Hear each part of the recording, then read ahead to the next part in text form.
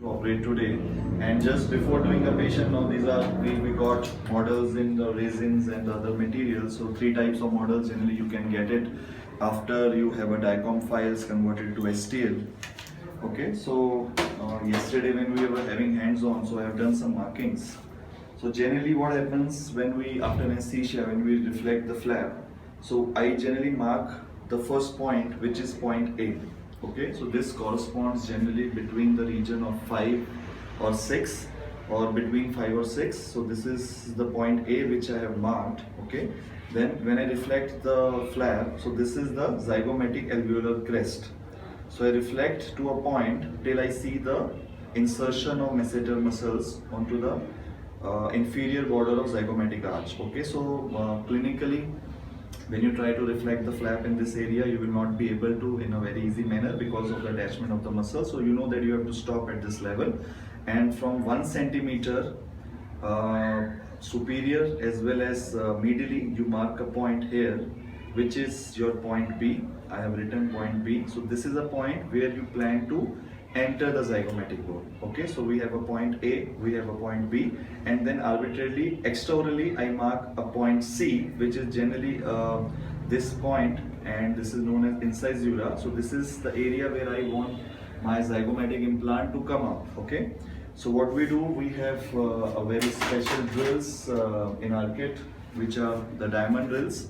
So what we do, we just make 2 mm slot into point B, and then if you see, there is an extension of this diamond drill which goes inside, and then we try to create a tunnel from point B to point A. I think I'll be having some model to show you that. Yeah, so you can appreciate this. I just done a mock surgery before I am actually doing it on a patient. So I've done a mock surgery on this STL model. So you make a 2 mm slot into your point B, and then this engages, and then you try and preparing a slot, a tunnel, which is passing through the lateral border of the maxilla, okay, exposing the sinus membrane from this area and ending where I had marked point A, which is, again I am telling you, it is between the region of 6 and 5. And after you are happy with this, this is our drill to enter the zygoma. They are very sharp drills, okay, because zygomatic bone is very hard bone. So you start and prepare an osteotomy.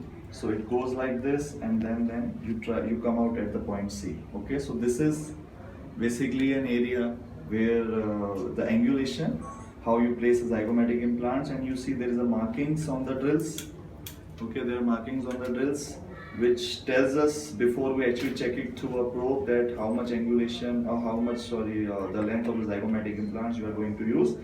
And after you are done with your osteotomy, you check, there is a probe, special probe to check for the length of zygomatic implants. If you don't have by any chance, there is a lengths which are mentioned on the drills, 35, 40. So I feel that we are going to use length somewhere around 37.5 to 40 mm. Okay, and then your implant also rests like this, and if you see, it is just coming out of the outer border. It should not come out, means it's just engaging the outer cortex of the zygomatic bone, so giving it a biocortical stabilization. And when we place implant, it should also end like this.